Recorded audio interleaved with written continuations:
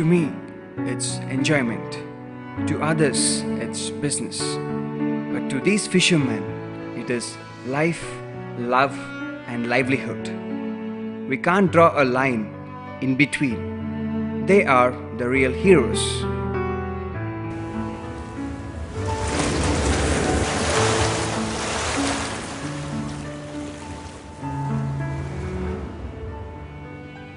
பேர் சாம்பமூர்த்தி பெசன்ட் நகர் இருக்க ஓடகுப்பத்தில் இருக்கேன். எத்தனை வருஷமா நீங்கள் மீன் பிடிக்கிறீங்க?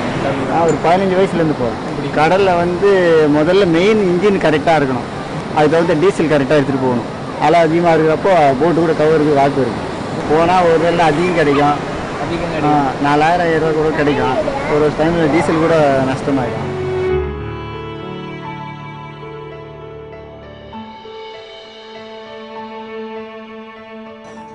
It comes from the Chinese proverb which says, if you give fish to someone for a day, he will not be hungry for the day. Whereas if you give fish, to teach them to catch fish, he will not be hungry for the rest of his life. So our objective is to teach people how to take up issues, how to address it, so that they don't need to depend on anybody to find solutions. எங்கள் வீட்டுக்காரர் வந்து 18 வயசுலேருந்து மீன் பிடிக்கிறோம்.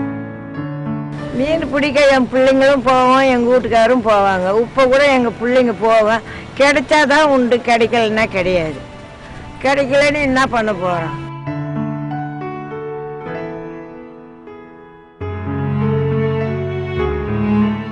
மீனவர்கள் மீன் பிடிக்கிறதோட சரி, அதை கொஞ்சம் பாதுகாப்பாக கொண்டு வர்றது வந்து மீனவ பெண்கள் தான். அந்த குடும்பம் முன்னேறணும்னு சொன்னால் மீனவ பெண்கள் தான்.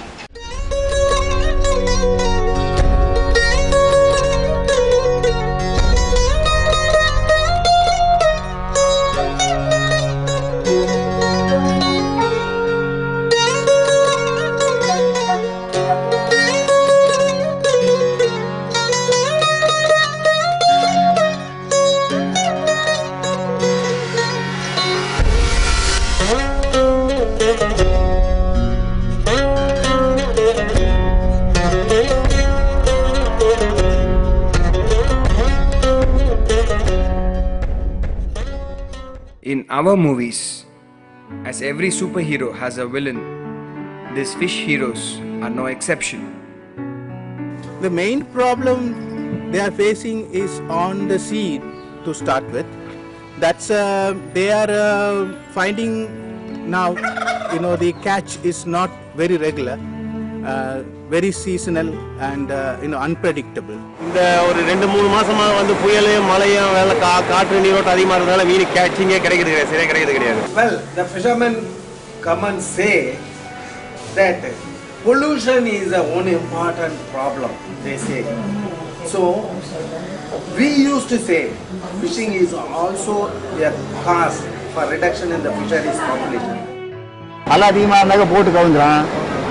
இன்ஜின் வந்து அந்த இது கத்தி மாதிரி இல்லை பின்னாடி, அது வந்து மேலே படுச்சுன்னா வெட்டிடும். அப்புறம் தண்ணி ஃபுல்லாக போட்டு ஃபுல்லாக தண்ணி ஏறிடும். திருப்பூருக்கு கஷ்டமாக இருக்கும். ஆளுங்க வந்தால் தான், அப்படி இருந்தாக்கா அந்த அலையில் மாட்டி உயிர் போகிறதுக்கு வாய்ப்பு இருக்குது.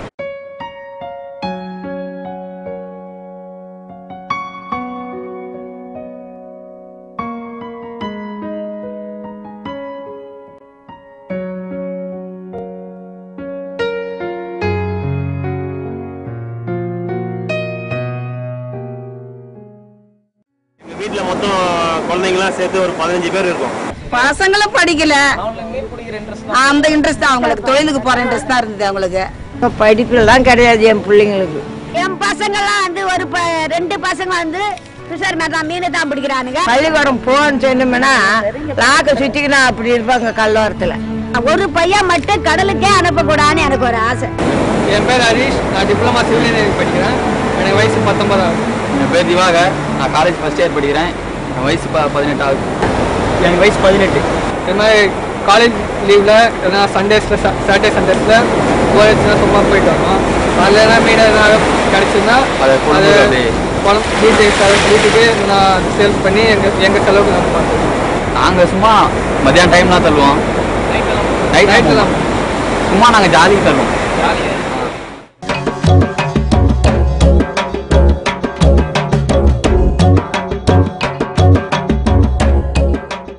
கவர்மெண்ட் எங்க ஹெல்ப் பண்ணுது? எங்க அது அந்த கரை முகத்துக்குள்ள தான் ஹெல்ப் பண்றாங்க கோசம். நம்மளாம் இந்த இடத்துல சொன்னாக்கா அவங்க நேரம் கேட்க மாட்டாங்க. அது நாட்கள் ஆகி போச்சு. இப்போதான் என்னமோ தேரம் சொன்ன மைய போயிட்டு தெரியல. Government has provided fairly little. கடலுக்கு போயிட்டு செத்து இறந்து கூட போறாங்க. இறந்து போக சொல்ல வந்து போயிட்டு வந்து பிசினஸ் டிபார்ட்மெண்ட் போயிட்டு அவங்களுக்குன்னு தேவையான நிவாரண தொகை கேட்க சொல்ல என்ன செய்யறாங்க, இப்ப வரா அப்போ வரேன்னு சொல்லிட்டு மாச கணக்கில் இழுத்து அடிச்சு மனுஷன் நோக அடிச்சு. கலைஞர் வந்தாரு இல்ல, சின்னதா ஒரு டிவி கொடுத்தாரு, ஒரு சிலிண்டர் அடுப்பு கொடுத்தாரு, அவ்வளவுதான். அவர் வந்து அதை முடிச்சுன்னு போயிட்டாரு. அரசியல்வாதிகளாம் வராங்க, ஓட்டு கேட்கறாங்க, இதை பண்ற அதை பண்ற சொல்றாங்க, ஒண்ணுமே பண்றது கிடையாது. இப்ப அம்மா வந்திருக்கிறாங்க, அம்மா வந்து என்ன செய்யறாங்க, ஒரு பேன் கொடுக்குறேன்னு சொல்லிக்கிறாங்க, ஒரு கிரண்ட் தரேன்னு சொல்லிக்கிறாங்க, அதை முடிச்சுட்டு அவங்க போயிட போறாங்க. மீன் அதிகமா கிடைக்கிறது கிடையாது, கடல்ல மீன் இல்ல சொல்லக்கூடாது. மீன் உற்பத்தியே கிடையாது. ஃபர்ஸ்ட் உற்பத்தி இருந்தாதான் வந்து நாங்களாம் வந்து மீனை பிடிச்சிட்டு எங்களுடைய வாழ்வாதாரத்தை காப்பாற்றிக்க முடியும். இன்னும் இந்த ரோட்டு வசதி இல்லையே, இந்த மக்களுக்கு கரண்ட் வசதி இல்லையே, எத்தனையோ ஆட்சி வந்து கூட அதை நிலநிறுத்துறதுக்கு ஆள் கிடையாது. அப்படியே தான் இருக்குது. No Amma and no Ayya, not even tsunami can stop them. Sea is their home. நீலக்கடலினிலே நீந்தி வரும் மீனினமே, நீலக்கடலினிலே நீந்தி வரும் மீனினமே, காலமெல்லாம் உன்மடியில் கண் கலங்கும் மீனவர்கள், காலமெல்லாம் உன்மடியில் கண் கலங்கும் மீனவர்கள், சேரு சமுத்திரத்தால் பிழைத்திருக்கும் மீனவரை, சேது சமுத்திரத்தால் பிழைத்திருக்கும் மீனவரை, காவு கொடுத்திடவே வந்ததையா கால்வாய் திட்டம். அது ஸ்டீமர் போட்ல போறாங்க, வலையில எல்லா மீனும் மாட்டேங்குது. மாட்டினோன்னு சின்ன சின்ன மீன், உயிரிழந்த மீன்லாம் வந்து எல்லாமே வந்து செத்து போகுது. அந்த மீன் உற்பத்தி காலத்துல வந்து இவங்க வந்து அந்த மீனை பிடிச்சி அழிக்காம இருந்தாங்கன்னா மீன் உற்பத்தி ஆகிறது நல்ல ஒரு வாய்ப்பு இருக்கு. மீன் வந்து பிடிக்கிறதுக்கு விதவிதமான வலைகளை வேற உருவாக்கிட்டாங்க. இந்த சுருக்கு வலைன்னு சொன்னாக்கா அந்த மீன் கூட்டத்தையே போயிட்டு அப்படியே அது பிடிச்சி போகுது. ஒரு மீன் கூட அது வெளியில விடுறதுக்கான வாய்ப்பே கிடையாது. அந்த மாதிரி வலையெல்லாம் அப்போ இல்லாதனால அப்போ வந்து அதிகமான மீன் கிடைச்சிது.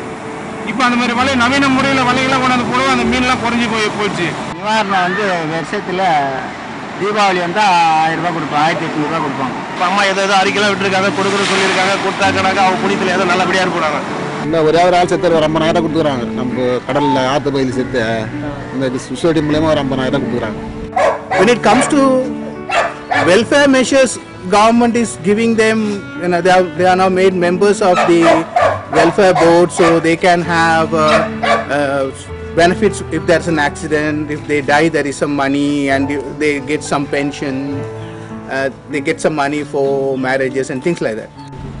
சம்பளம் சாடிக்கு போறவங்க மேல் பரந்தான் மீனவன் இந்த இடத்துல சம்பளம் போய் சம்பாதிக்கலாம், 4 பேருக்கு மதிப்பா வரலாம், குடும்பம் தள்ளலான்னு கிடையாது.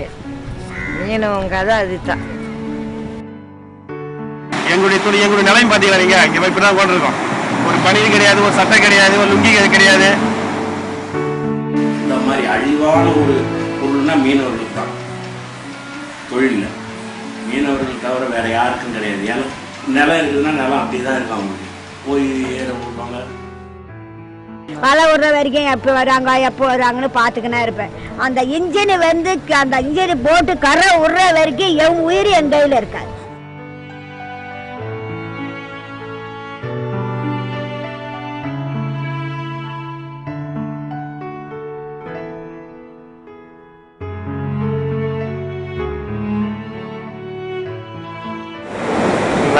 நான் தான் ஹீரோ, எனக்கு பிடிச்ச ஹீரோ. நான் உழைக்கிறேன், நான் தான் ஹீரோ.